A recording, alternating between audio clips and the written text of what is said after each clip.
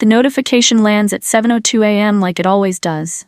Payroll deposit. And for one bright second, I feel the relief of money I earned with my own hands. I'm still in bed, hair stuck to my cheek, when my mother Dana opens my door without knocking. She doesn't ask how I slept. She doesn't even pretend. She holds out her hand. "Payday," she says, as if she's announcing the weather. I sit up, phone clutched to my chest. "Mom, I need to pay rent today. I told you." Her smile tightens. "And I told you, family comes first." She steps closer, and I see it. The practiced confidence. She's done this too many times to feel ashamed. When I hesitate, she reaches out and takes my phone from my hands like it belongs to her. She taps the screen. My banking app opens instantly. I feel my skin go hot. "Mom, stop. That's my account." Dana doesn't even look at me. "Don't start your selfish spiraling this early." Her finger moves with speed that tells me she already knows exactly where everything is. Transfer. Amount, $1,842.07. From my checking, to family account. My breath catches as the screen refreshes. My balance blinks, $0. Something in my stomach drops so hard it feels physical. I'm not screaming. I'm not crying. I'm frozen, staring at the number like it's a mistake I can blink away. Dana hands my phone back with a satisfied little sigh. "There, now we can breathe. You'll thank me later." I swallow the taste of panic. My lips move before my brain catches up. "What the hell did you just do?" She tilts her head like I'm the problem. I did what a mother does. I kept this family together. And that's when I realize, this isn't about bills. This is about control. My hands are shaking, but I keep my voice steady because I've learned that emotion is blood in the water for Dana. "Give it back," I say, like I'm asking for something reasonable. Dana laughs once, soft and cruel. "Give it back? Like it's yours?" "It is mine." Her eyes sharpen. "Mine is the roof over your head. Mine is the groceries. Mine is the family that carried you." I look around my childhood bedroom, the posters I never chose, the laundry basket Dana still inspects, the door that has never been mine to close. I'm 24 years old and still living like I'm 12. "I work," I say. "I earn it. And we need it." She replies instantly. "Your brother's car insurance is late. The electric bill is due. Your father." She pauses like the word itself irritates her. "Your father had another issue at work." I stare at her.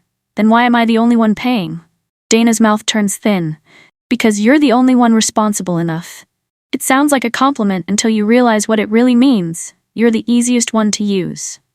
The silence stretches between us. Dana checks her watch like this conversation has an expiration date. "Get ready for work," she says, turning toward the door. "And don't make this harder than it needs to be." When she leaves, I sit on my bed holding my phone. The screen is still open to my bank account. Still showing $0. My paycheck is gone, but something else has appeared in its place. A cold, clear understanding that this isn't normal. This isn't love. This is theft wrapped in motherhood. My name is Mara. I'm 24. I work full-time at a medical clinic, the kind where you're expected to smile while people bleed and cry and pretend they're fine. At work, I'm calm, efficient. The person who never panics when a kid comes in with a broken arm or when an old man catches breath. At home, I'm managed. Dana calls it guidance. My father, Rick, calls it keeping the peace. My younger brother, Eli, calls it not a big deal. And me? I learned to call it normal, because naming something as wrong is the first step toward change, and change is the one thing Dana cannot tolerate. But this paycheck thing, this morning, something about watching my balance hit $0 snaps a new clarity into place.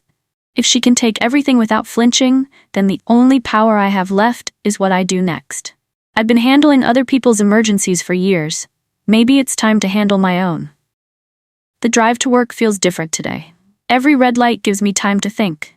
Every mile between home and the clinic feels like distance I need to protect. At the clinic, I check patients in and out. I answer phones. I smile at worried mothers and confused elderly patients. Normal things. Safe things. But underneath it all, one thought keeps circling back. If I don't stop this, it will never stop. It didn't begin as theft. It began as a system. When I was 19, Dana sat me at the kitchen table with a notebook and a pen like we were having a business meeting. "You're an adult now," she said. "So you'll contribute." Contribute meant my paychecks went into the family account, and Dana would manage money because she was better with finances. She said it with the authority of a woman who had survived struggle, and I believed her. Because I wanted to. At first, it was small, a couple hundred for groceries, a little extra for bills. I still had spending money, still felt like I had choices. Then Eli got older, started needing things, a new phone, a better car, school expenses that somehow included sneakers, games, and weekend trips. Dana would glance at me and say, "Your brother has potential, don't be selfish." And every time I pushed back, she'd weaponize love like a knife, "After everything I've done for you." So I stopped pushing. I started paying. The system grew teeth. First, my whole paycheck disappeared for 1 month. Emergency, Dana said. Then 2 months. Then it became normal. Rick would disappear into the garage when I asked questions. Eli would roll his eyes like I was being dramatic. And Dana would remind me that family comes first, like it was a law of nature instead of something she made up to keep me in line. Dana's favorite phrase is, "You're the strong one." She says it when she needs money. She says it when Eli messes up. She says it when my father goes silent and disappears into the garage with a beer he pretends isn't a habit. "You can handle it," she tells me, like handling it is my purpose. And I did handle it. I handled it so well that my family forgot to ask if I wanted to. That's the trap. Being reliable looks like consent. When Eli crashed his car last year, Dana didn't call insurance first. She called me at work. "Eli's fine," she said, "but we need $800 for the deductible." "I don't have $800, I told her. "You'll figure it out," she replied. "You always do." So I worked extra shifts. I ate ramen for 2 weeks. I figured it out. When Rick lost his job 3 months later, Dana didn't call the unemployment office. She called me. "Just until he finds something," she promised. Just until it became 6 months of me covering the mortgage while Rick looked for work that somehow never materialized. Every time I sacrificed, Dana would pat my shoulder and say, "You're the strong one. We couldn't do this without you." I started to believe that being needed and being used were the same thing. But they're not. Need asks for help. Use just takes it. I tried once, quietly. I got accepted into a program across town that would have meant moving out. Not far, just far enough to breathe. Dana sat on my bed and cried. Not messy crying, the controlled kind that makes you feel guilty for having lungs. "I gave up everything for you," she whispered. "And you're leaving me with them?" Them, my father and my brother. Like they were burdens she deserved to hand to me. Rick stood in the doorway watching, not intervening. Eli smirked and said, "Guess you're not as loyal as you act." Dana kept talking. After everything I sacrificed, the opportunities I turned down, the life I could have had, she made my existence sound like a debt I could never repay. I stayed. Not because I didn't want freedom, because I didn't know how to carry freedom without being crushed by guilt. The program filled my spot. I kept working at the clinic. I kept living in my childhood room. And Dana smiled like she'd saved the family from falling apart, when really she'd just saved herself from having to manage her own life. Looking back, that was the moment I realized Dana wasn't protecting our family. She was protecting her position as the center of it. A week after Dana zeroed my account, I come home late. My feet ache. My brain feels fuzzy from smiling at patients all day. I stop in the hallway when I hear my name. Dana's voice floats from the kitchen. She doesn't need it. She's dramatic. She'll survive. Eli laughs. She always does. Then the line that changes the air in my lungs. "Once we pay off the last credit card, I'll apply for that loan in her name." She won't even notice. She never checks anything. Silence crawls up my spine. Loan, in my name. I press my hand to the wall to keep myself steady. My heart beats loud enough that I'm afraid they'll hear it. Dana continues, casual as stirring tea. "Family comes first. She'll understand later. Later. Always later. Later is where my needs go to die." Eli's voice again. "What if she finds out?" Dana's laugh is sharp. "She won't. And even if she does, what's she going to do? Leave? She can't survive without us. I made sure of that." The words hit like ice water. Made sure of that. I creep backward toward my room, stomach twisting, understanding finally clicking into place. This isn't desperation. This isn't struggle. This is a system designed to keep me trapped. And Dana is proud of it. The next morning, I buy a notebook on my lunch break. A plain black one. No cute design, no inspirational quote. Something that looks like a file. On the first page, I write one word, evidence. Then I write the date, time, what I heard, who said it. Conversation in kitchen, 11:47 p.m. Dana, I'll apply for that loan in her name. Eli, present. Agreed. I don't know yet what I'm building, only that I'm done being the family's blank check. That night, Dana asks for my phone to check something. I hand it over with a neutral face and watch her thumb hover, familiar, entitled. Inside, my mind is cold and clear. If she wants control, she can have the illusion of it for now. She scrolls through my messages, my photos, my apps like she owns them. Like my privacy is another bill she doesn't have to pay. Good, she says, handing it back. Nothing to hide. I nod. Smile. Say nothing. But in my notebook that night, I write, phone searched without permission. Third time this month. Each entry feels like a small rebellion. Each date and timestamp is proof that I'm finally paying attention. Evidence. Building slowly, quietly, like interest in an account Dana doesn't know exists. I open a new bank account on a computer at the library, not my phone, not my home Wi-Fi. I choose paperless statements. A new email, a password Dana would never guess because it isn't a family birthday or a childhood pet.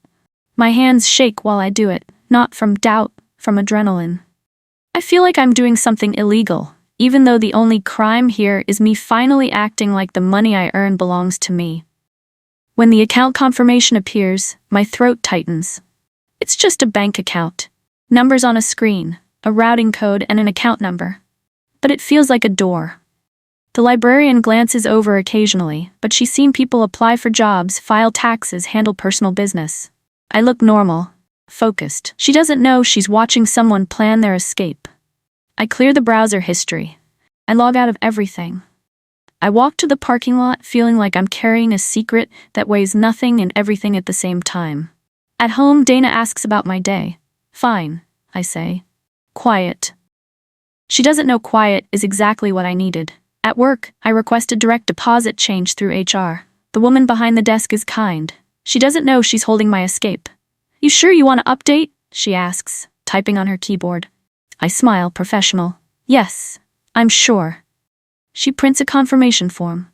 I sign it carefully like I'm signing a contract with my future. Change takes effect next pay period, she says. I nod, thank her, and walk back to my desk. When I leave the office, sunlight hits my face, and for a second it feels like the world is offering me something. A chance to live without begging for what I earn.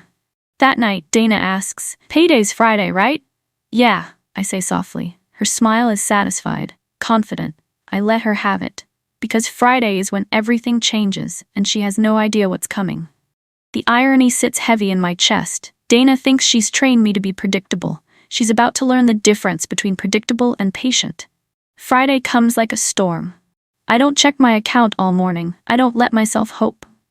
At 7:02 a.m. the deposit hits. This time, my phone buzzes and Dana doesn't appear in my doorway, because she doesn't know. I open my new account. $1,842.07. My balance doesn't disappear. Nothing gets transferred. I stare at the number until my eyes burn. For the first time in years, my money stays where it lands. I don't celebrate. I don't even smile. I just breathe like someone who's been underwater too long. At work, I feel lighter, more focused, like I'd been carrying a weight I didn't realize was there. During lunch, I check the account again. Still there, still mine. The number feels surreal.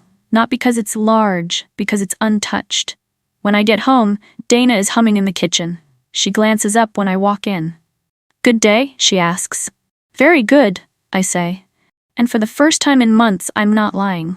Dana starts noticing within days, not because she checks the account, but because the house starts wobbling.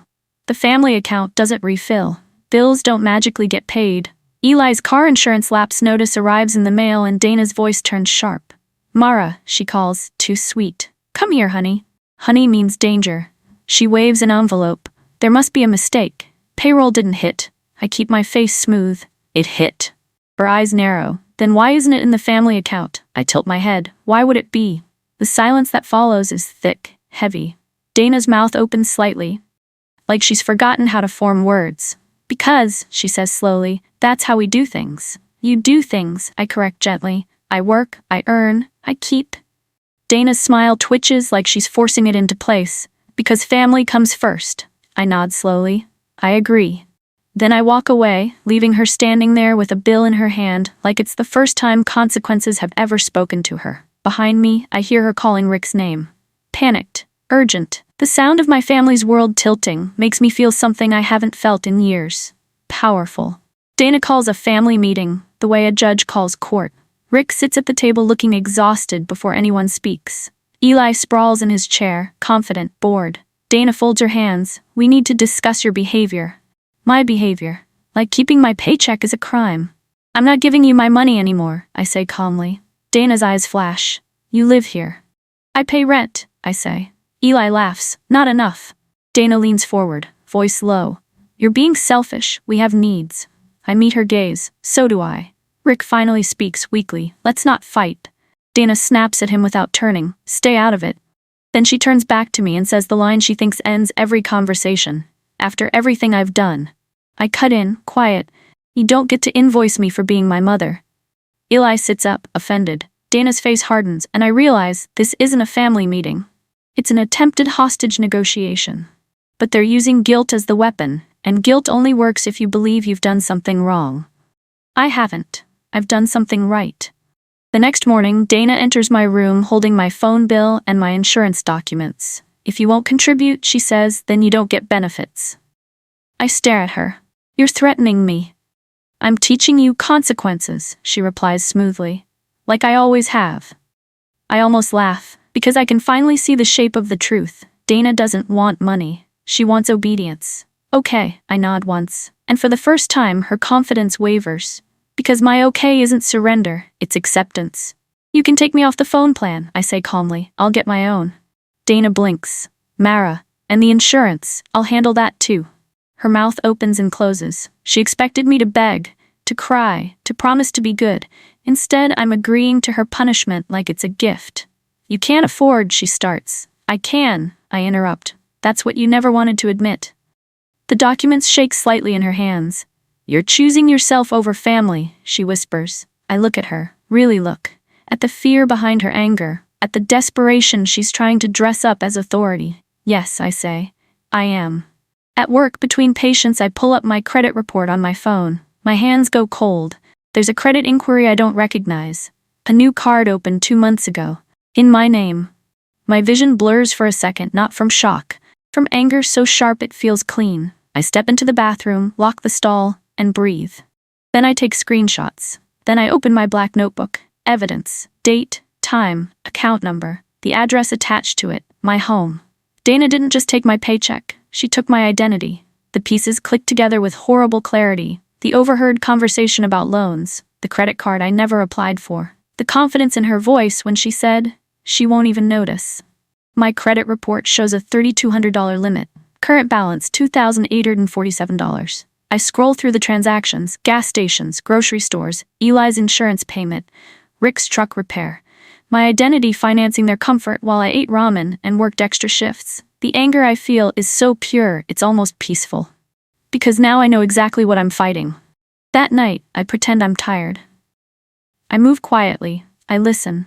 Dana is on the phone in the kitchen. Yes, it's under her name, she says casually. It's easier that way. She won't say no because she won't even know. I grip the hallway door frame so hard my fingers ache. Eli's voice floats back. Just make sure the minimum payments get handled. Dana laughs. They were, until she started acting grown. My stomach twists. So that's what this is. Me trying to be an adult is a betrayal in their eyes. What if she checks her credit?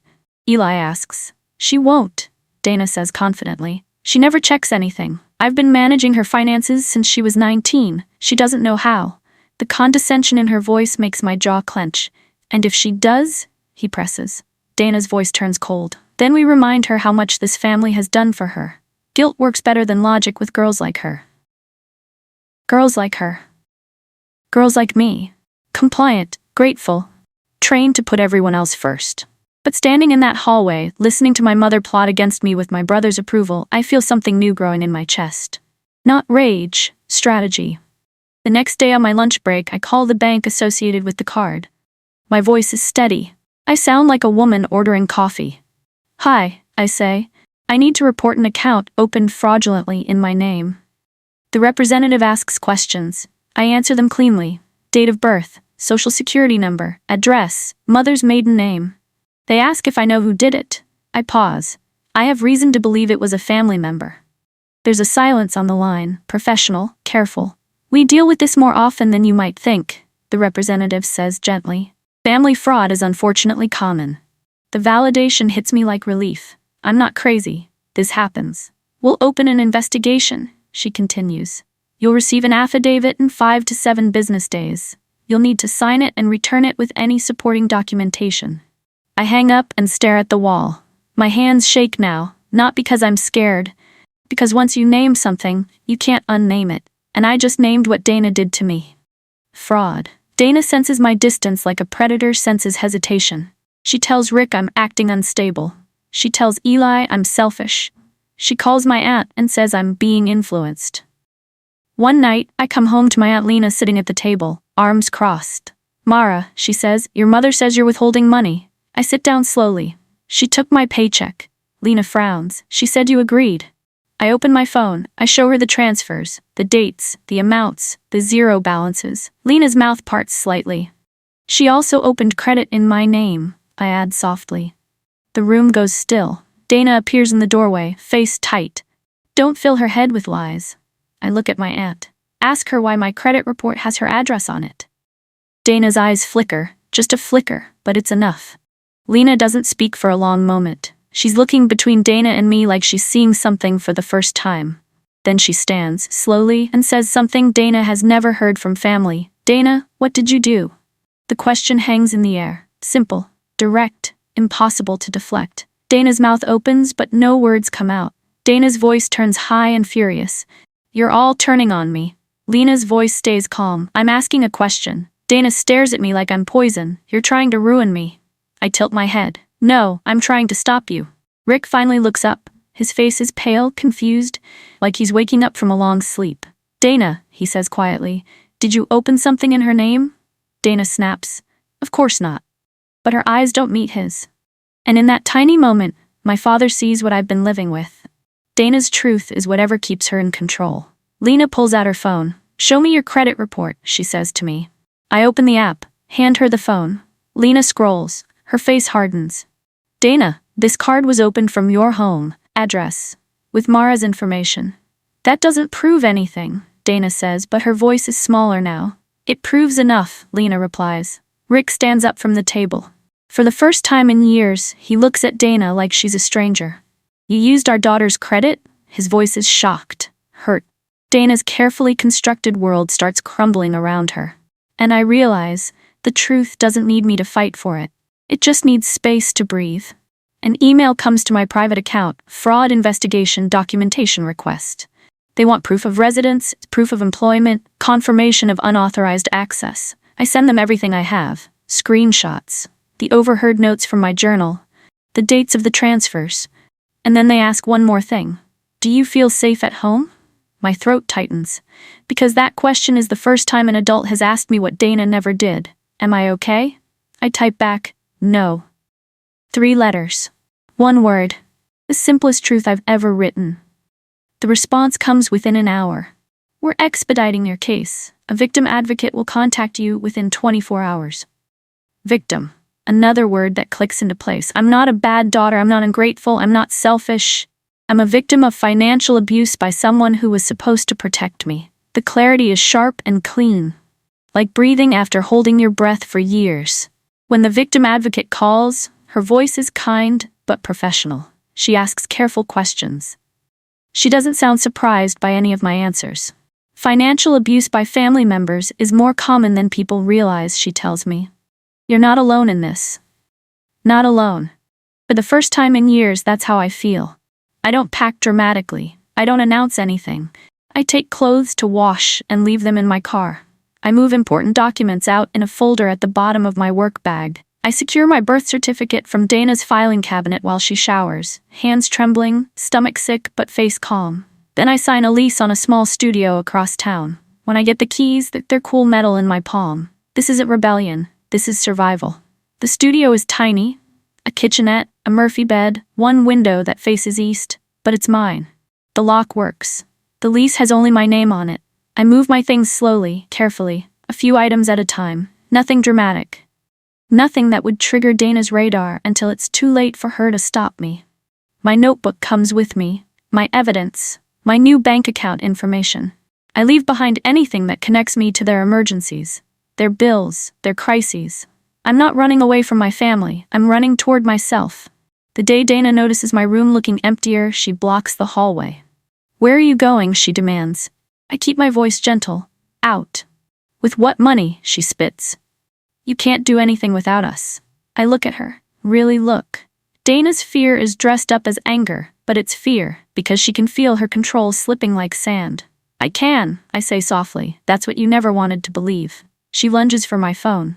Instinctively, I step back. Her face twists. "You're choosing yourself over family." I nod once. "Yes." And she looks at me like I just slapped her.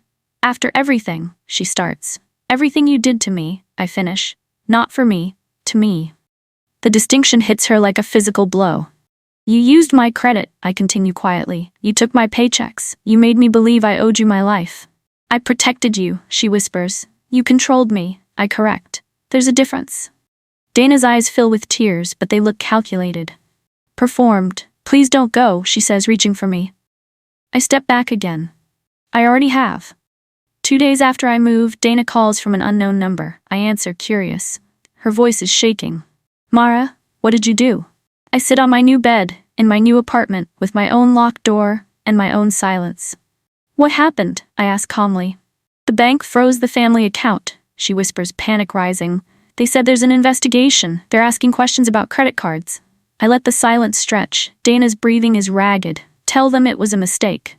I speak gently, like I'm talking to a child who needs to understand consequences. "It wasn't a mistake." Her voice cracks. "Family comes first." I exhale, slow. "That's what you said when you took my paycheck." Then, quietly, without cruelty, I say the sentence that changes everything. "I let you." Dana goes silent, stunned. Because she finally understands, I wasn't powerless, I was patient. "I documented everything," I continue softly. "Every transfer, every violation, every time you used my identity." "You can't do this to me," she whispers. "I'm not doing anything to you," I reply. "I'm finally doing something for me." The line goes quiet except for her breathing. "Where will you live?" she asks, like she still holds cards. "I have my own place," I say. "My own account, my own life." The silence that follows is the sound of her world reorganizing around my absence. The investigator's report leads to a formal dispute process. It's not a dramatic movie courtroom, just a hearing room with fluorescent lights and a table that feels too small for what's happening.